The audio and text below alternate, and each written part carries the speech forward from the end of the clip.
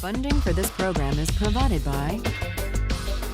Additional funding provided by.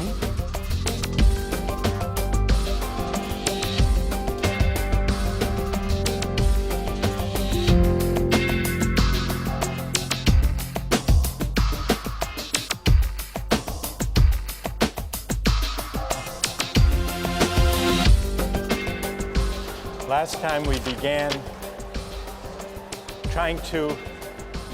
by trying to navigate our way through Kant's moral theory.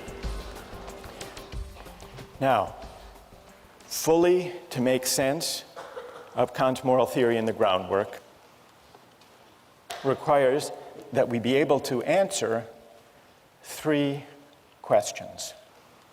How can duty and autonomy go together? What's the great dignity in answering to duty? It would seem that these two ideas are opposed, duty and autonomy. What's Kant's answer to that? Need someone here to speak up on Kant's behalf. Does he have an answer?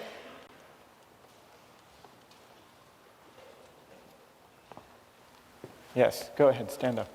Kant believes that you only act autonomously when you are pursuing something only in the name of duty and not because of your own circumstances, such as, like, you're only doing something good and moral if you're doing it because of duty and not because of something of your own personal gain. Now, why is that acting, what's your name? Mine is Matt. Matt, why is that acting out of freedom? I hear what you're saying about duty. You choose to accept those moral laws in yourself, and they're not brought on from outside onto you. Okay, good. Because acting out of duty is following a moral law that you impose on yourself. That you impose on yourself. That's what makes duty compatible with freedom. Yeah. Okay, that's good, Matt. That is Kant's answer. That's great. Thank you. So Kant's answer is, it is not insofar as I am subject to the law that I have dignity, but rather insofar as, with regard to that very same law, I'm the author, and I'm subordinated to that law on that grounds that I took it, as Matt just said, I took it upon myself. I willed that law. So that's why, for Kant, acting according to duty and acting freely, in the sense of autonomously, are one and the same. But that raises the question, how many moral laws are there? Because if dignity consists in being governed by a law that I give myself, what's to guarantee that my conscience will be the same as your conscience? Who has Kant's answer to that? Yes? Because a moral law is not contingent upon subjective conditions. It would transcend all particular differences between people, and so would be a universal law.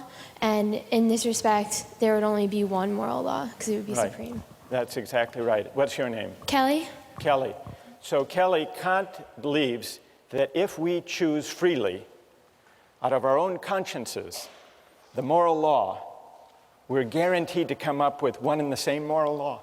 Yes. And that's because when I choose, it's not me, Michael Sandel, choosing. It's not you, Kelly, choosing for yourself. What is it exactly? Who's doing the choosing? Who's the subject? Who's the agent who's doing the choosing? Reason. Well, reason. Pure reason. Pure reason. And what you mean by pure reason is what exactly? Well, pure reason is, like we were saying before, not subject to any external conditions that may be imposed on it. Good. So.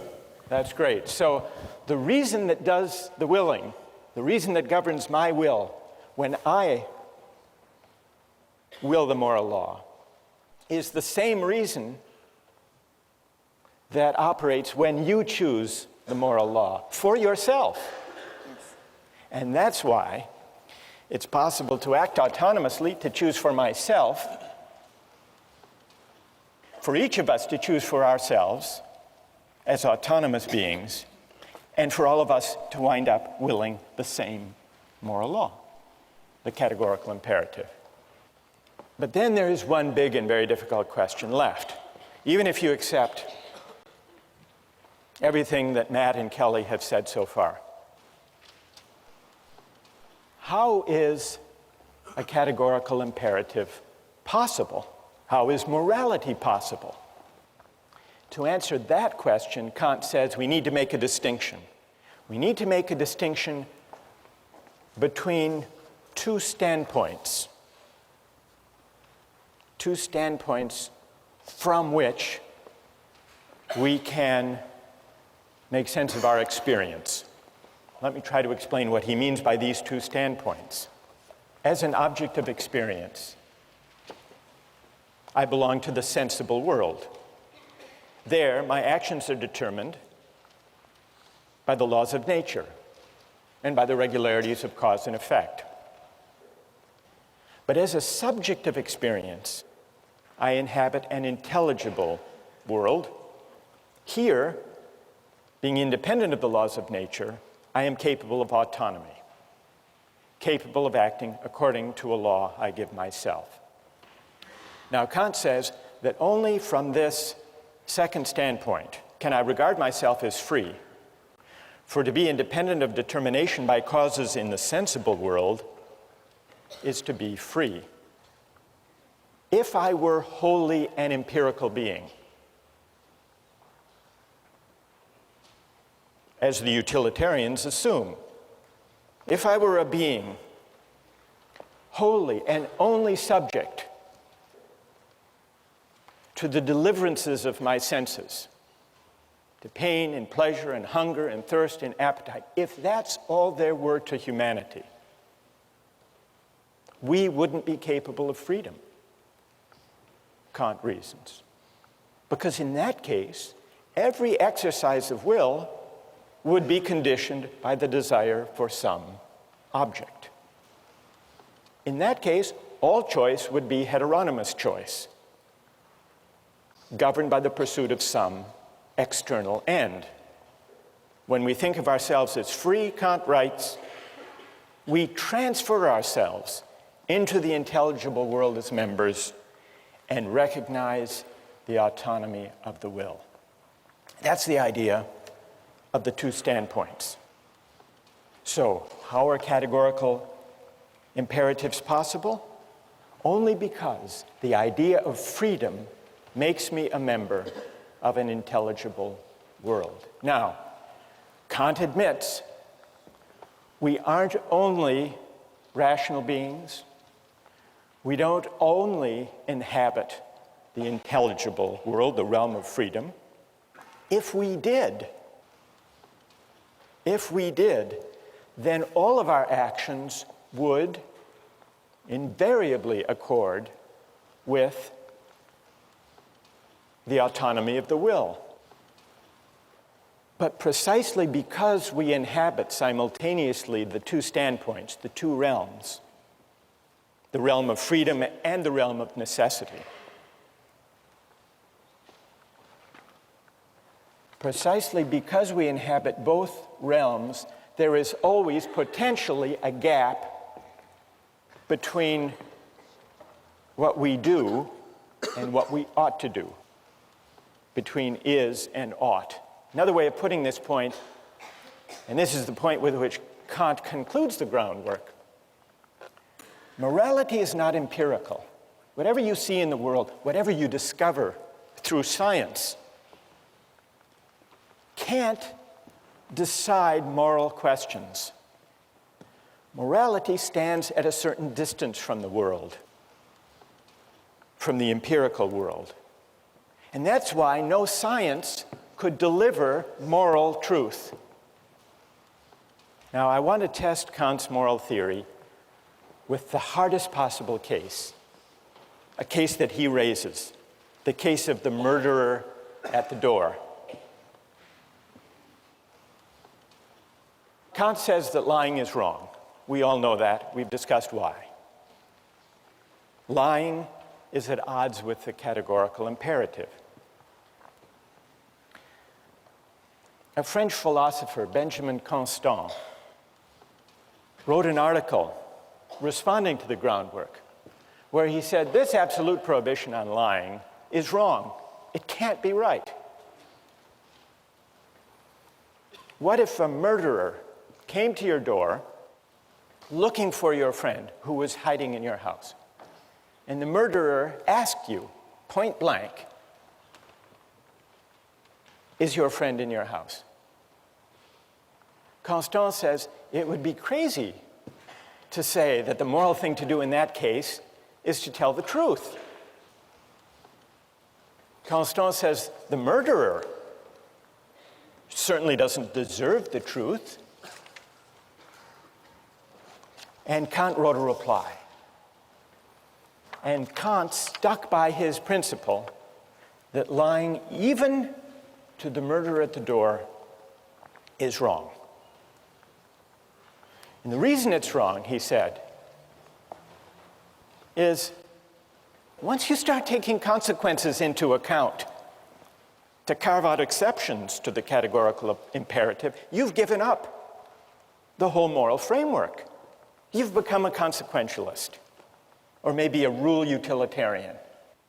But most of you, and most of Kant's readers, think there's something odd and implausible about this answer. I would like to try to defend Kant on this point, and then I want to see whether you think that my defense is plausible. And I would want to defend him within the spirit of his own account of morality.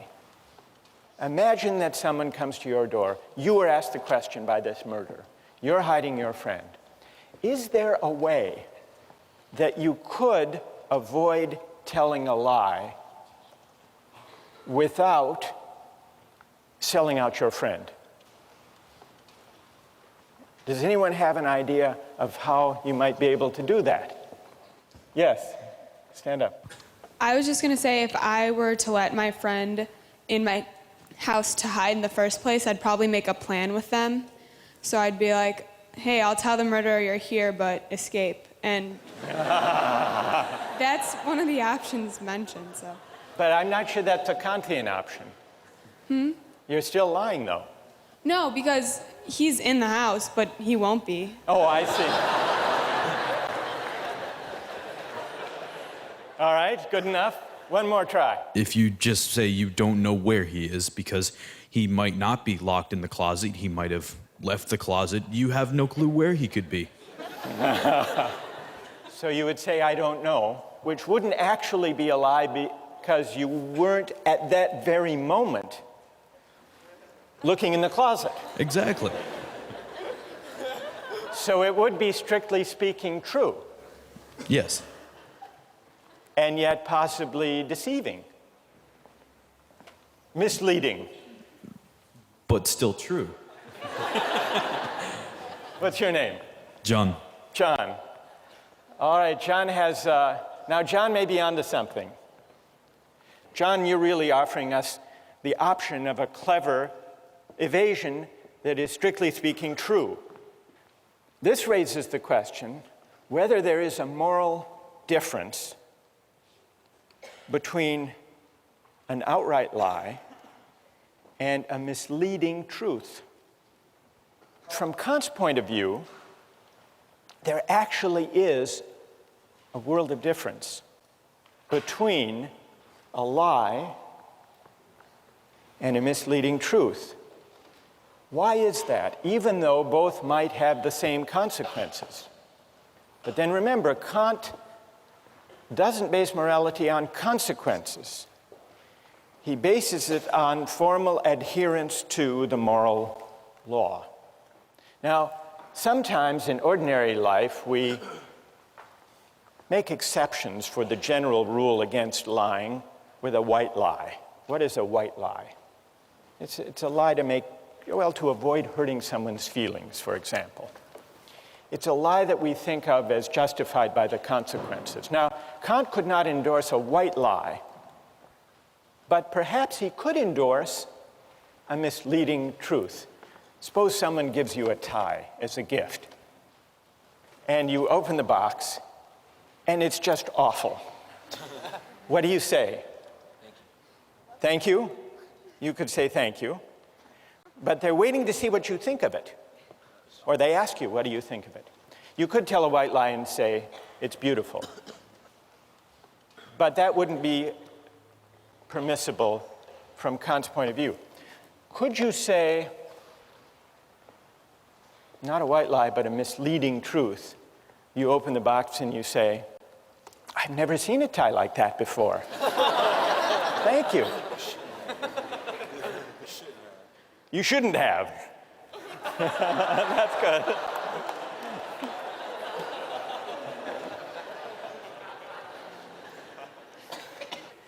Can you think of a contemporary political leader who engaged? You can? Who are you thinking of? Remember the whole carefully worded denials in the Monica Lewinsky affair of Bill Clinton. Now, those denials actually became the subject of very explicit debate and argument during the impeachment hearings. Take a look at the following excerpts from Bill Clinton. Is there something, do you think, morally at stake in the distinction between a lie and a misleading, carefully couched truth? I want to say one thing to the American people. I want you to listen to me. I'm going to say this again. I did not have sexual relations with that woman, Miss Lewinsky. I never told anybody to lie, not a single time, never. These allegations are false.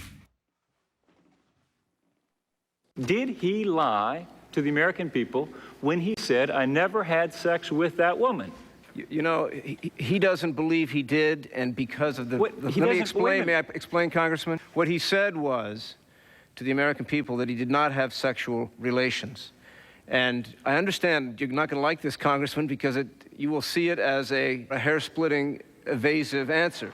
But in his own mind, his definition was not... Okay, I understand that argument. Okay. All right. So there you have the exchange. Now, at the time, you may have thought this was just a legalistic, hair-splitting exchange between a Republican who wanted to impeach Clinton and the lawyer who was trying to defend him.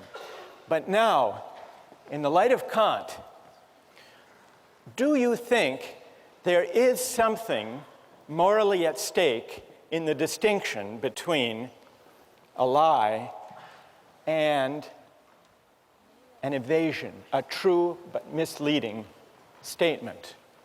I'd like to hear from defenders of Kant, people who think there is a distinction.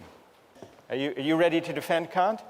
Well, I think when you try to say that lying and misleading truths are the same thing, you're basing it on a consequentialist argument, which is that they achieve the same thing. But the fact of the matter is, you told the truth, and you intended that people would believe what you were saying, which was the truth, which means it is not morally the same as telling a lie and intending that they believe it is the truth, even though it's not true. Good. What's your name? Diana. So Diana says that Kant has a point here. And it's a point that might even come to the aid of Bill Clinton.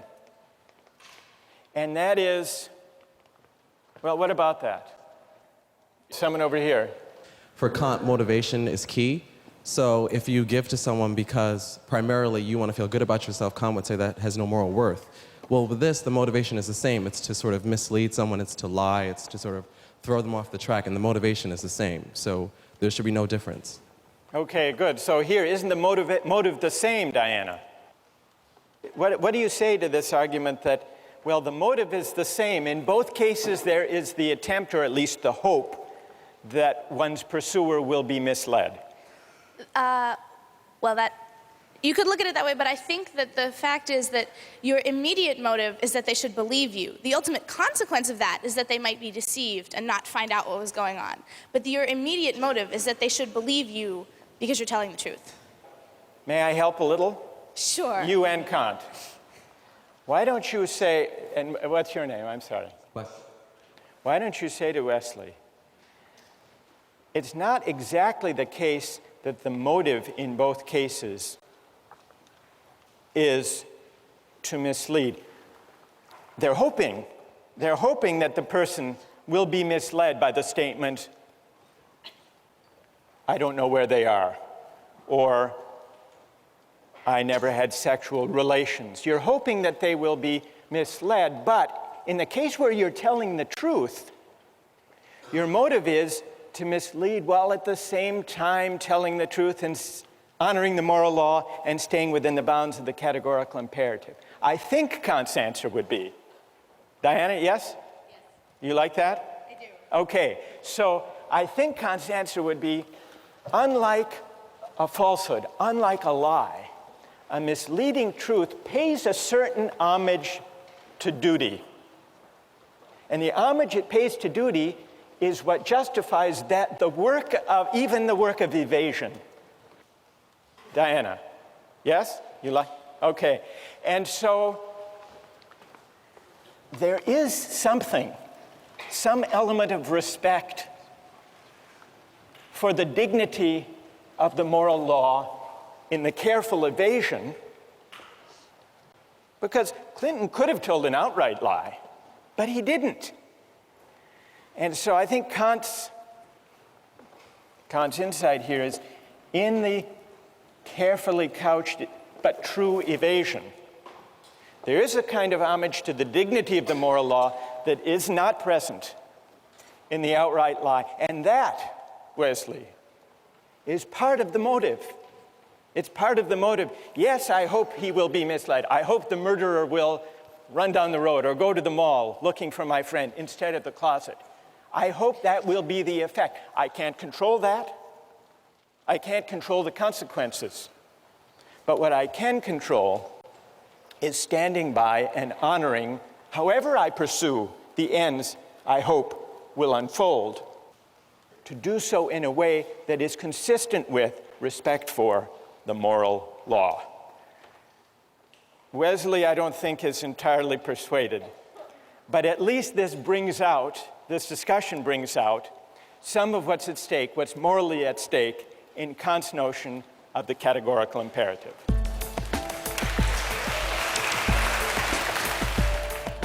As long as any effort is involved, I would say that the contract is valid and it should take effect.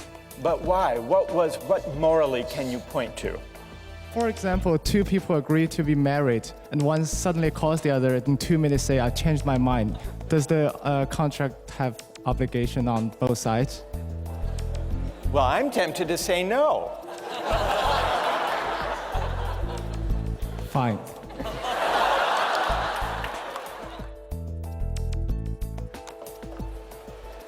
Last time we talked about Kant's categorical imperative, and we considered the way he applied the idea of the categorical imperative to the case of lying. I want to turn briefly to one other application of Kant's moral theory, and that's his political theory.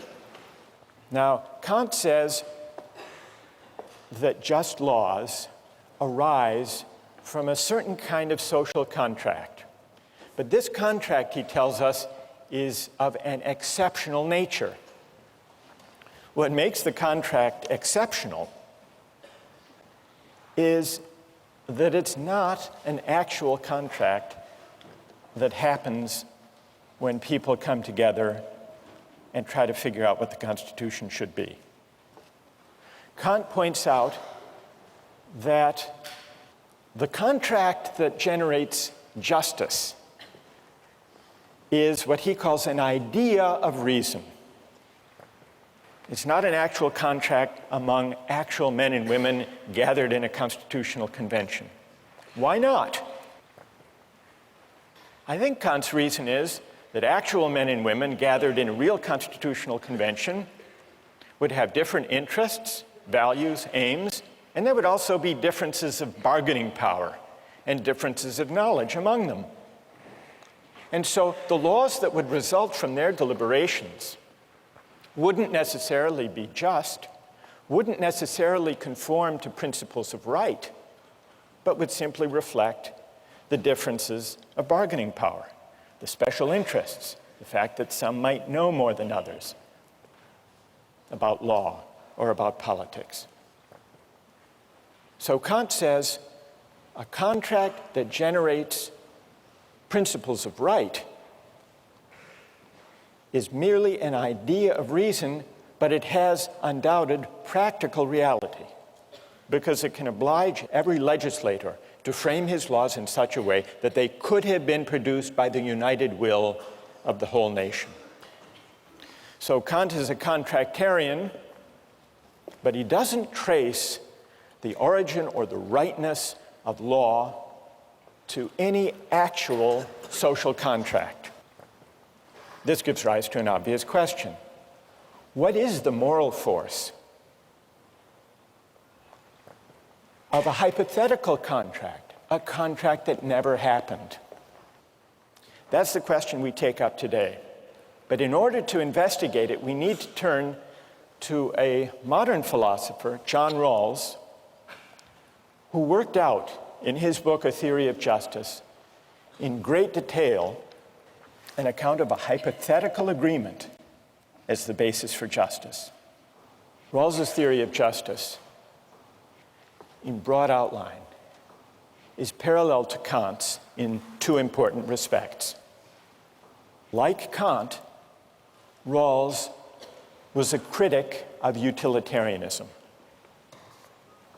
Each person possesses an inviolability founded on justice, Rawls writes, that even the welfare of society as a whole cannot override.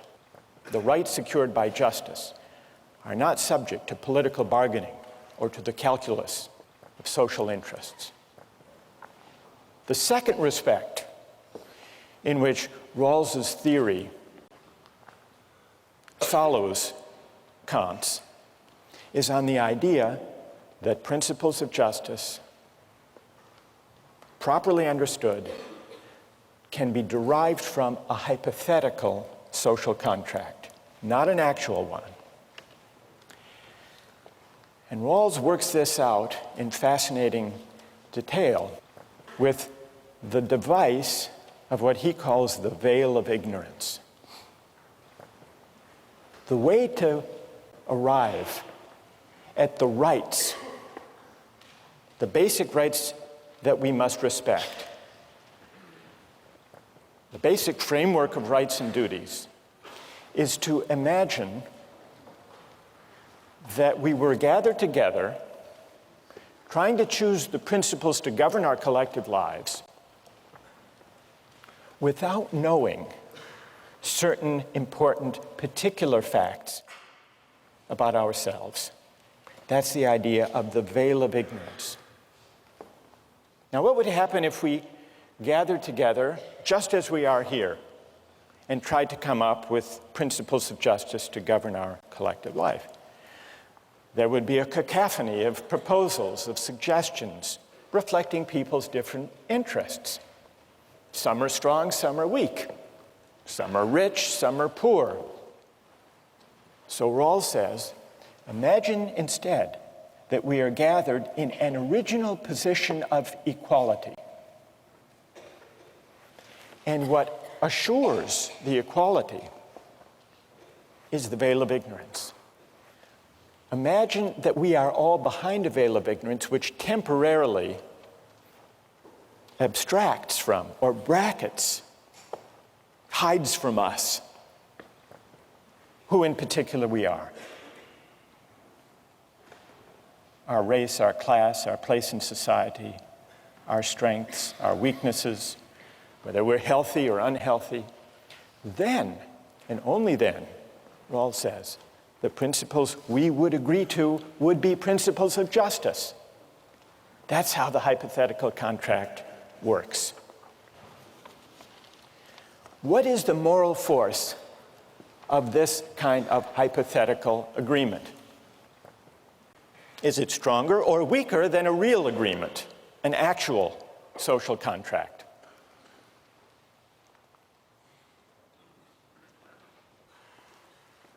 In order to answer that question, we have to look hard at the moral force of actual contracts. There are really two questions here. One of them is, how do actual contracts bind me or obligate me? Question number one. And question number 2, how do actual, real-life contracts justify the terms that they produce? If you think about it, this is in line with Rawls and Kant, the answer to the second question, how do actual contracts justify the terms that they produce, the answer is they don't. At least not on their own. Actual contracts are not self-sufficient moral instruments. Of any actual contract or agreement, it can always be asked, is it fair what they agreed to? The fact of the agreement never guarantees the fairness of the agreement. And we know this by looking at our own constitutional convention. It produced a constitution that permitted slavery to persist. It was agreed to, it was an actual contract, but that doesn't establish that the laws agreed to, all of them, were just. Well, then what is the moral force of actual contracts? To the extent that they bind us, they obligate in 2 ways. Suppose, maybe here it would help to take an example. We make an agreement, a commercial agreement. I promise to pay you $100 if you will go harvest and bring to me 100 lobsters. We make a deal. You go out and harvest them and bring them to me. I eat the lobsters, serve them to my friends, and then I don't pay. And you say, but you're obligated. And I say, why? What do you say? Well, we had a deal.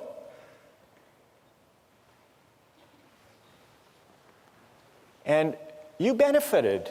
You ate all those lobsters. Well, that's a pretty strong argument. It's an argument that depends, though, on the fact that I benefited from your labor. So contracts sometimes bind us insofar as they are instruments of mutual benefit. I ate the lobsters, I owe you the $100 for having gathered them. But suppose, now take a second case, we make this deal, I'll pay you $100 for 100 lobsters, and 2 minutes later, before you've gone to any work, I call you back and say, I've changed my mind. Now, there's no benefit, there's no work on your part, so there's no element of reciprocal exchange. What about in that case? Do I still owe you? Merely in virtue of the fact that we had an agreement? Who says, those of you who say, yes, I still owe you? Why? Okay, stand up. Why do I owe you? I call you back. After 2 minutes, you haven't done any work. I think I spent the time and effort in drafting this contract with you, and also have emotional expectation that I'll go through the work. So you took time to draft the contract, but we did it very quickly. We just chatted on the phone. That wouldn't be a formal form of contract, though. Well, I faxed it to you. It only took a minute. As long as any effort is involved, I would say that the contract is valid and it should take effect. But why? What morally can you point to that obligates me? I admit that I agreed, but you didn't go to any work. I didn't enjoy any benefit. Because one might mentally go through all the work of harvesting the lobsters. You mentally went through the work of harvesting the lobsters. That's nothing, is it? It's not much. Is it worth $100 that you were imagining yourself going and collecting lobsters? It may not worth $100, but it may worth something to some people. All right, I'll give you $1 for it, for that. But so you're still pointing, what's interesting, you're still pointing to the reciprocal dimension of contracts. You did or imagined that you did or looked forward to doing something on my behalf. For example, two people agree to be married, and one suddenly calls the other in 2 minutes, say, I changed my mind. Does the contract have obligation on both sides? Nobody has paid any work, or nobody has benefited yet. Well, I'm tempted to say no. Fine.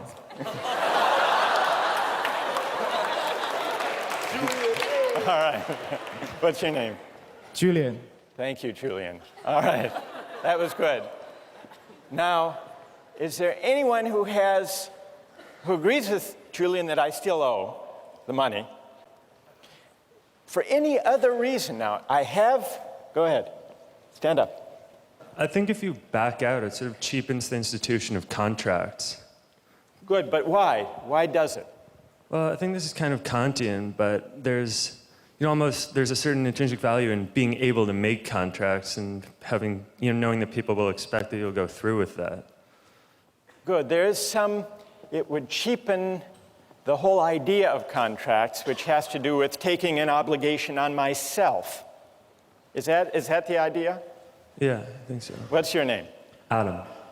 So Adam points instead not to any reciprocal benefit or mutual exchange, but to the mere fact of the agreement itself.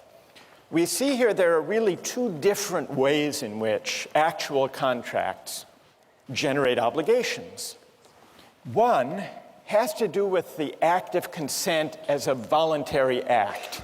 And it points, Adam said this was a Kantian idea, and I think he's right, because it points to the ideal of autonomy. When I make a contract, the obligation is one that is self-imposed. And that carries a certain moral weight, independent of other considerations.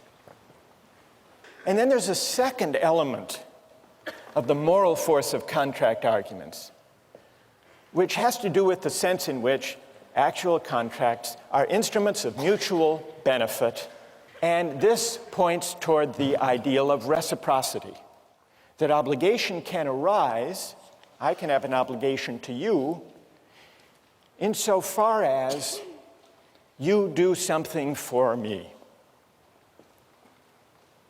Now, we're investigating the moral force and also the moral limits of actual contracts.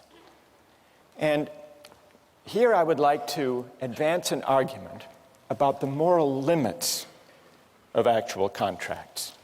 Now that we know what moral ingredients do the work when people come together and say, I will do this if you do that.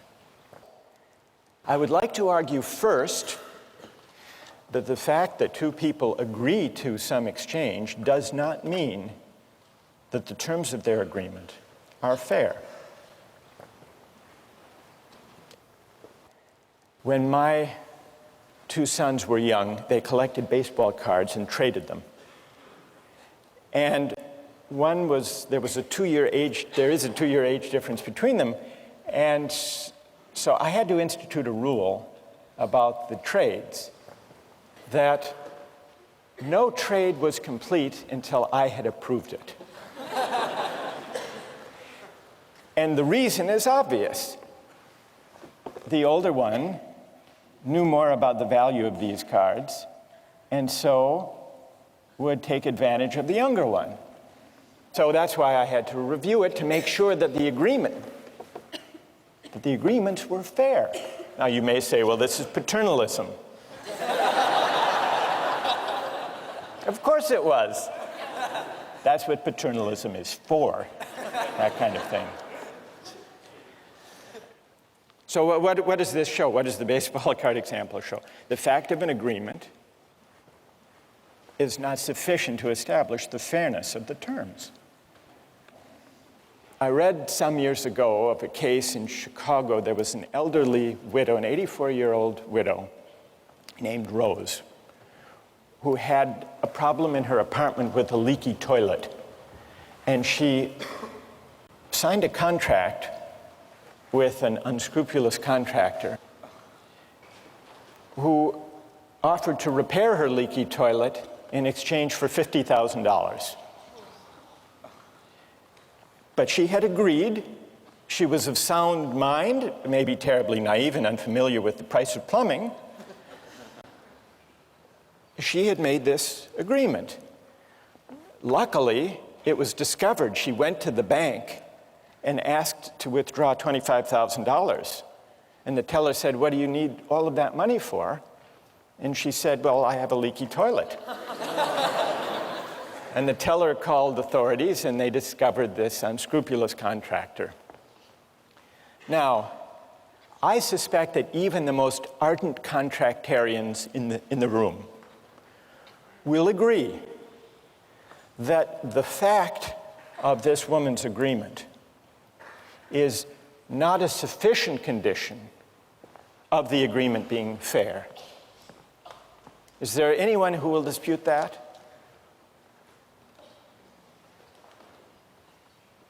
No one. Am I missing anyone? Alex, where are you? Where are you? So maybe there's no dispute then to my first claim that an actual agreement is not necessary to it's not a sufficient condition of there being an obligation. I want to now make a stronger, maybe more controversial claim about the moral limits of actual contracts, that a contract or an act of consent is not only not sufficient, but it's not even a necessary condition of there being an obligation. And the idea here is that if there is reciprocity, if there is an exchange, then a receipt of benefits, there can be an obligation even without an act of consent. One great example of this involves the 18th century philosopher, the Scottish moral philosopher, David Hume. When he was young, Hume wrote a book arguing against Locke's idea of an original social contract. Hume heaped scorn on this contractarian idea. He said it was a philosophical fiction, one of the most mysterious and incomprehensible operations that can possibly be imagined, this idea of the social contract. Many years later, when he was 62 years old, Hume had an experience that put to the test his rejection of consent as the basis of obligation. Hume had a house in Edinburgh. He rented it to his friend, James Boswell, who in turn sublet it to a subtenant. The subtenant decided that the house needed some repairs and a paint job. He hired a contractor to do the work. The painter did the work and sent the bill to Hume. Hume refused to pay on the grounds that he hadn't consented. He hadn't hired the painter. The case went to court. The contractor said, "It's true, Hume didn't agree, but the house needed a painting, and I gave it a very good one." Hume thought this was a bad argument. The only argument this painter makes is that the work was necessary to be done, but this is no good answer because by the same rule, this painter may go through every house in Edinburgh and do what he thinks proper to be done without the landlord's consent and give the same reason, that the work was necessary and that the house was the better for it. So Hume didn't like the theory that there could be obligation to repay a benefit without consent, but the defense failed and he had to pay. Let me give you one other example of the distinction between the consent-based aspect of obligations and the benefit-based aspect and how they're sometimes run together. This is based on a personal experience. Some years ago, I was driving across the country with some friends, and we found ourselves in the middle of nowhere in Hammond, Indiana. We stopped at a rest stop and got out of the car, and when we came back, our car wouldn't start. None of us knew much about cars. We didn't really know what to do until we noticed that in the parking lot, driving up next to us, was a van, and on the side it said Sam's Mobile Repair Van. And out of the van came a man, presumably Sam, and he came up to us and he said, "Can I help you? Here's how I work. I work by the hour for $50 an hour. If I fix your car in 5 minutes, you owe me the $50. And if I work on your car for an hour and can't fix it, you'll still owe me the $50. So I said, "Well, what is the likelihood that you'll be able to fix the car?" And he didn't answer, but he did start poking around under the steering column. Short time passed, he emerged from under the steering column and said, "There's nothing wrong with the ignition system, but you still have 45 minutes left. Should I look under the hood?" I said, "Wait a minute. I haven't hired you. We haven't made any agreement."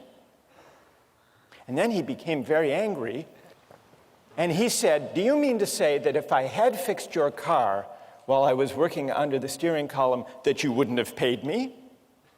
And I said, "That's a different question."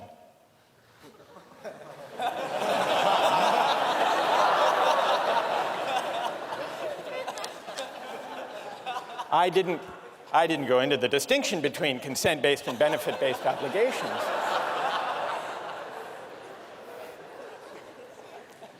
But I think he had the intuition that if he had fixed it while he was poking around, that I would have owed him the $50. I shared that intuition. I would have. But he inferred from that, this was the fallacy in the reasoning that I think lay behind his anger, he inferred from that fact that therefore, implicitly, we had an agreement. But that, it seems to me, is a mistake. It's a mistake that fails to recognize the distinction between these two different aspects of contract arguments. Yes, I agree, I would have owed him $50 if he had repaired my car during that time. Not because we had made any agreement, we hadn't. But simply because if he had fixed my car, he would have conferred on me a benefit for which I would have owed him in the name of reciprocity and fairness. So here's another example of the distinction between these two different kinds of arguments, these two different aspects of the morality of contract. Now, I want to hear how many think I was in the right in that case. That's reassuring. Is there anyone who thinks I was in the wrong? Anyone? You do? Why? Go ahead. Isn't the problem with this is that any benefit is inherently subjectively defined? I mean, what if you wanted your car broken and he had fixed it? I mean... No, I didn't want it broken. Yeah, in this case. I mean... Who would? I don't know, someone. I mean, what if Hume, what if the painter had painted his house blue, but he hated the color blue? I mean, you have to sort of define what your benefit is before the person does it. Well, all right, so what would you conclude from that, though, for the larger issue here? Would you conclude that, therefore, consent is a necessary condition of there being an obligation? Absolutely. You would? What's your name? Nate. Because otherwise, how can we know, Nate says, whether there has been an exchange of equivalent or fair benefits? Unless we have the subjective evaluation, which may vary one person to the next of the situation. All right, that's a fair challenge.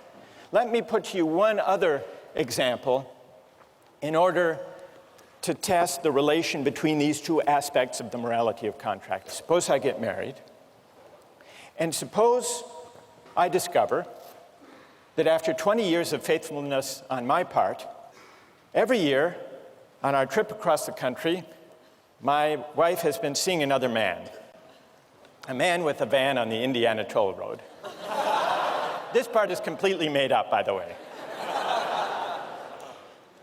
Wouldn't I have two different reasons for moral outrage? One reason could be we had an agreement. She broke her promise, referring to the fact of her consent. But I would also have a second ground for moral outrage, having nothing to do with the contract as such.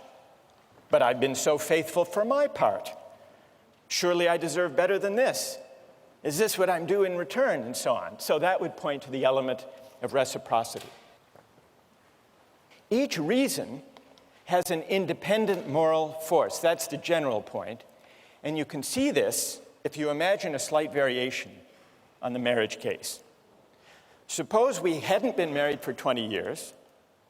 Suppose we were just married and that the betrayal occurred on the way to our honeymoon in Hammond, Indiana.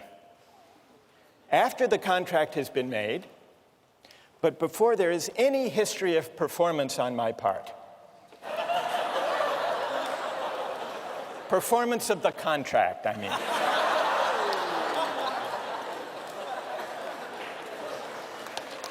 I would still, oh, come on. I would still, with Julian, I'd be able to say, but you promised. You promised. That would isolate the pure element of consent, right? Where there were no benefit, never mind. You get the idea.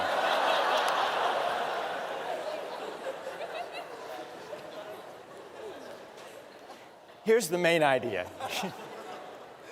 Actual contracts have their moral force in virtue of two distinguishable ideals, autonomy and reciprocity. But in real life, every actual contract may fall short, may fail to realize the ideals that give contracts their moral force in the first place. The ideal of autonomy may not be realized because there may be a difference in the bargaining power of the parties. The ideal of reciprocity may not be realized because there may be a difference of knowledge between the parties. And so they may misidentify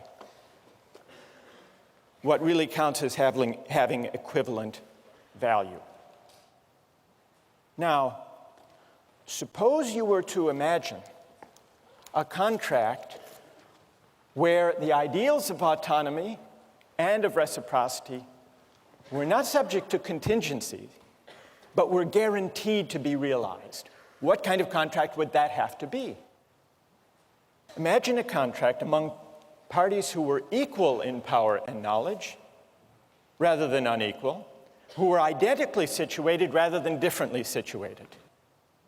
That is the idea behind Rawls's claim that the way to think about justice is from the standpoint of a hypothetical contract behind a veil of ignorance that creates a condition of equality by ruling out or enabling us to forget for the moment the differences in power and knowledge that could, even in principle, lead to unfair results.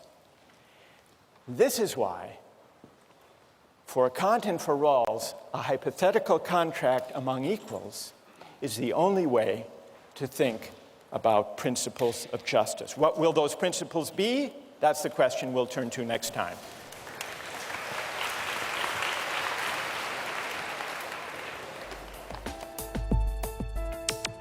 Don't miss the chance to interact online with other viewers of Justice. Join the conversation, take a pop quiz, watch lectures you've missed, and learn a lot more. Visit justiceharvard.org. It's the right thing to do.